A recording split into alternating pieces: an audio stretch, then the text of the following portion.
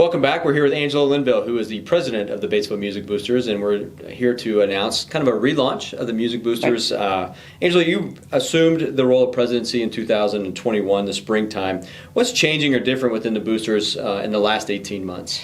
Well, I think we realized that kind of our roles and responsibilities weren't really clear, and we were spending a lot more time on tactical things as opposed to where we went out and looked at other organizations, other boosters programs around the state are spending their time more on strategic long-term planning for the music organization. So we've worked together over the last year to kind of define roles and responsibilities, and going forward we're going to focus more on providing resources to the band, the choir, and then also expanding our reach outside of just the high school and supporting the intermediate school and the primary school as well. Wonderful. And we've had quite the turnover even in directors with Mr. Michael Walker as a high school band director, Mr. Casey Reazin, middle school band director, now Mr. dborns, who has done both. So quite the turnover, not only in maybe focus of the Music Boosters, but also in the direction and leadership.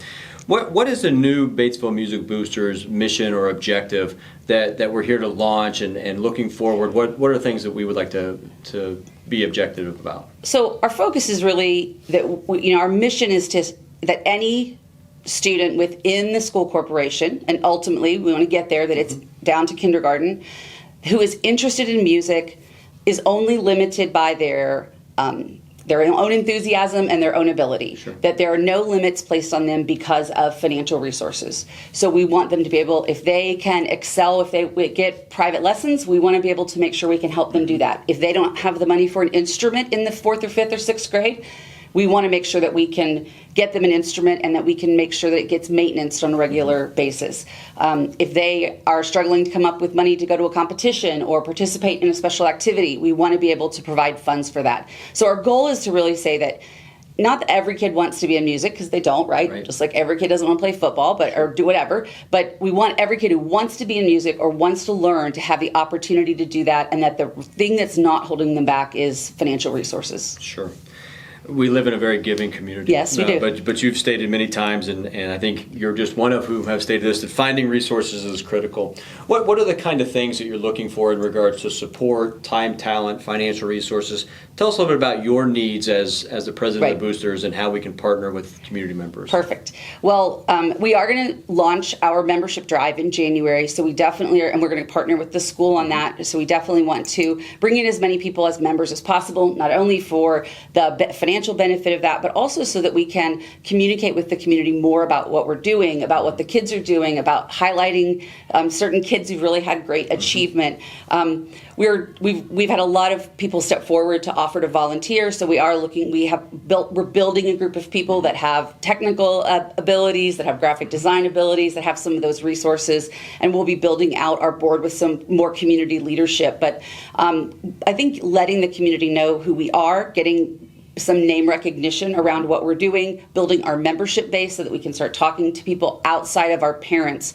In the past, it was always the kids, the people who kind of helped the band and the choir were people who had kids in the band and choir that year. And then when those kids would graduate, then those parents went on and followed their kids off to college and helped them there. And we want to bring people in the community who may not have a kid here, but may just really love music and want to be a supporter of the youth and their opportunity to have a music education. And that was evident. We had Sweet Sweets here. We're filming this on Halloween, and we had this last weekend with band and choir, and just over 500 tickets, I believe, were sold to that. We had that in the Aux Gym there up here at the high school. The vocal showcase last year, tremendous turnout, great fundraiser, just different events that our kids are in. So to your point, I may not have to have a kid in or a student in the Batesville Music Booster, but my time, my talent, my resources are also welcomed.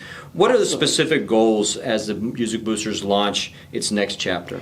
So our first goal is just to start our general fundraising campaign. We want to get that rolling. We want to get that started. We want to start building membership. The second thing we would like to do is we really like to look at our opportunities to maybe develop some scholarships for long-term For example, we have every year kids who are selected to be drum major. There's a drum major camp that they really should go to, and it's a great opportunity for them, but it's expensive. Sure. And so right now we have to count on the parents to pay for that, or we have to find resources. We would love to be able to create regular scholarships so that we know that every year, whoever the drum major is going to receive a drum major scholarship that lets them go to camp, right? And we'd like to be able to do that.